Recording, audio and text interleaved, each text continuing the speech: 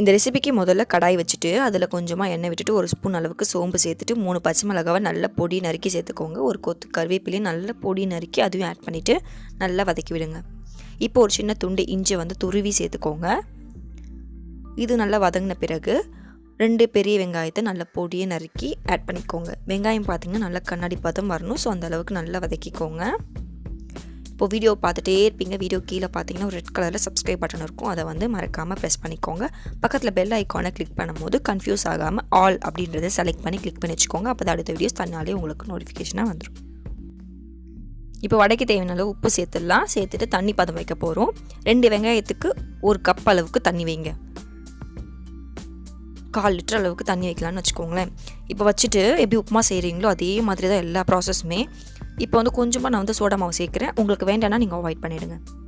அடுத்து பார்த்திங்கன்னா ஒரு 3 ஸ்பூன் அளவுக்கு கெட்டி தயிரும் வந்து நான் சேர்த்துக்க போகிறேன். இப்போ தண்ணி பார்த்திங்கன்னா பபிள் ஃபார்ம் ஆகணும். அந்த அளவுக்கு சூடு ஏறினா போதும். இந்த மாதிரி வந்த பிறகு நல்லா மிக்ஸ் பண்ணிவிட்டு இப்போ வந்து நான் மாவு சேர்க்க போகிறேன். மாவு பார்த்திங்கன்னா பச்சரிசி மாவு. இது அளவுலாம் கிடையாது. தண்ணி எந்த அளவுக்கு இருக்கோ எவ்வளோ மாவு பற்றுதோ அந்த அளவுக்கு நீங்கள் தாராளமாக வந்து மாவு சேர்த்துக்கலாம். ஆனால் சூடாக இருக்கும் போது மாவு சேர்க்கும் போது கட்டி கட்டியாக ஆகும். அந்த கட்டி கட்டியாக வராமல் இருக்க கை விடாமல் கிளறிட்டே இருந்திங்கன்னா உங்களுக்கு இந்த மாதிரி ஆகிடும். கடைசியாக இறக்க போகிற டைமில் வந்து நல்லா ஒரு கையளவுக்கு கொத்தமல்லி நல்லா பொடி நறுக்கி ஆட் பண்ணிவிட்டு இறக்கிடுங்க. இதை நல்லா ஆற விட்டிங்கன்னா உங்களுக்கு வடை போட உங்களுக்கு ஈஸியாக இருக்கும். இப்போ இது ஒரு பிளேட்டுக்கு மாற்றிடலாம். மாற்றிட்டு 1 ஸ்பூன் அளவுக்கு கடைசியாக மிளகுத்தூள் சேர்த்துட்டு நல்லா மிக்ஸ் பண்ணிக்கலாம். மிக்ஸ் பண்ணிவிட்டு கையில் எண்ணெய் அப்படி இல்லைனா தண்ணி ஏதாவது பக்கத்தில் வச்சுக்கோங்க. இப்போ மெதுவடை பார்த்திங்கன்னா அழகாக ஷேப்பில் இருக்கும். ஸோ அதுக்காக நான் ஆயில் பேப்பர் எடுத்துருக்கேன். இந்த எண்ணெய்லாம் வாங்குவோம் இல்லையா, அந்த பேப்பர் தான் அது.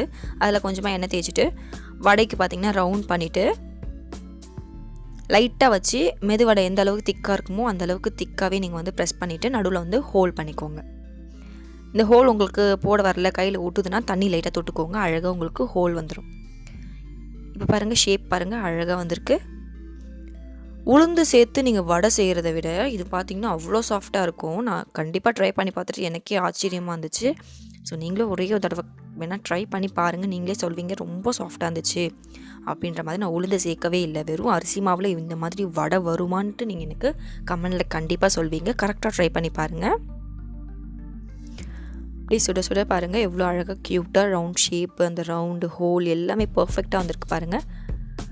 இது வந்து பார்த்திங்கன்னா சிறுக வச்சு தான் நீங்கள் வந்து வடை போடணும். ஹை ஃப்ளேமில் வச்சு வடை போட்டிங்கன்னா உள்ளே வேகவே வேகாது. ஸோ ரொம்ப சிறுகும் வச்சிடாதீங்க, எண்ணெய் ரொம்ப உறிஞ்சிரும்.